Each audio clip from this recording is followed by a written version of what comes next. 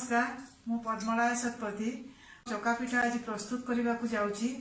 प्रथमे मु संभावना को मु धन्यवाद जनाऊँगी जे आमे ओडियाणी माने संभावना पई आज परिचित। ए कोरोना महामारी समय रे पारंपरिक पिठा पणा रोषेई आमे फेसबुक माध्यम रे आपण मानक पाखक पहुंचाई पारछु। संभावना ए प्रयास जारी रखिथिबारु मु संभावना को धन्यवाद जनाऊँगी।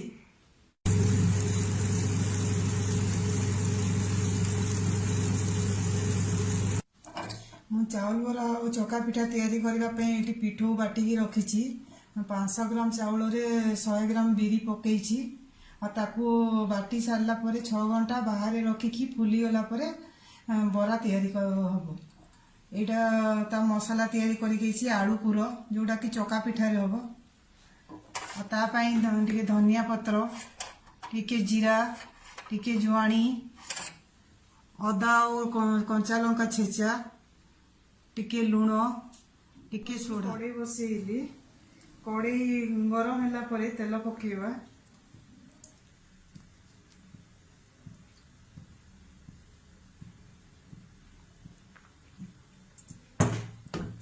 तेल टिके गरम होला परे ए पिठो रे टिके लुण पकेवा।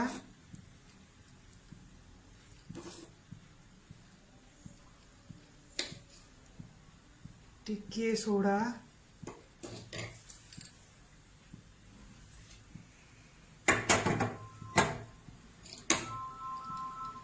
टिके जीरा टिके जुआणी धनिया पत्र अदा और लंका जो छेचा है कि अच्छी ताकू गोलेबा।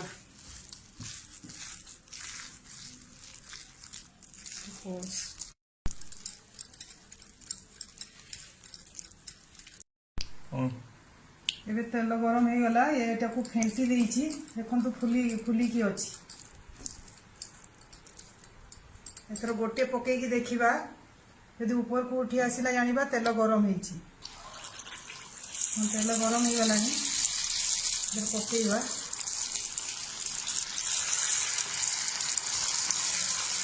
बराटा जब ऊपर को उठीगला जानिबे बराटा भल होइछि।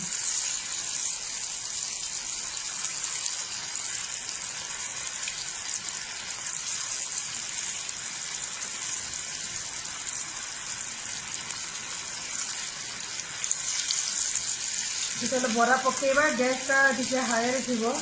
बरा पकई सारला परे गैस को मीडियम आंच रे रखिदेबा।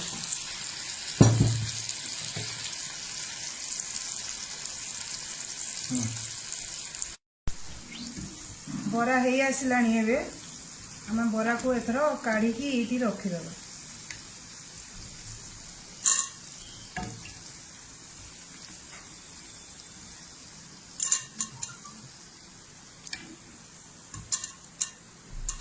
तापरे आमे चका पिठा तैयारी करिबा।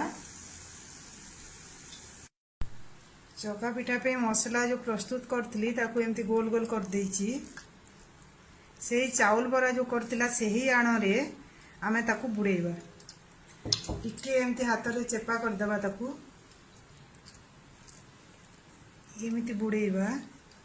एमती करिकी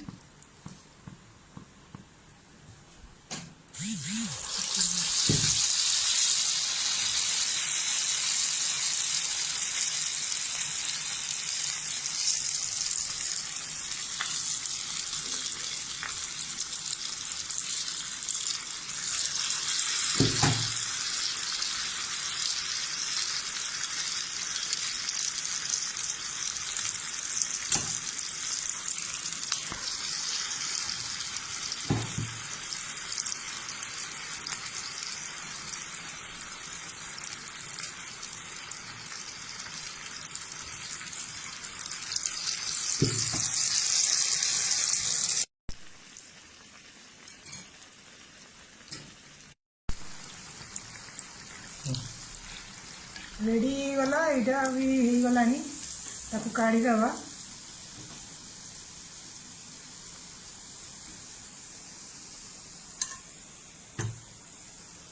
ये रखीदे टे तेल जावाई। प्रस्तुत हो गला चका पिठा और चावल बरा ता सांगरे तेंतुली पानी। तेंतुली पानी तैयारी करके आगुरी रखी देइथिली। तेंतुली की फास्ट पानी 2 कप देकी बतुरे देबे। बतुरी गला परे से मंड को टिके चपटी देकी तार जेतिकी मंजी गुड़ाक काढ़ी देबे। अदा रसुण कंचा लंका धनिया पत्र ताकू छेचिकी पकई देबे। आ तार गोटे छुंक दिया हबो। ये भृषंग पत्र पंचफुटण तेल सबू देकी गोटे छुंक देकी ता ऊपर दे देबे। प्रस्तुत हो गला चका पिठा और चावल बरा और तेतेल जो माने भी करिकी केबे खांतु तो बहुत सहज रे एटा हो जाए।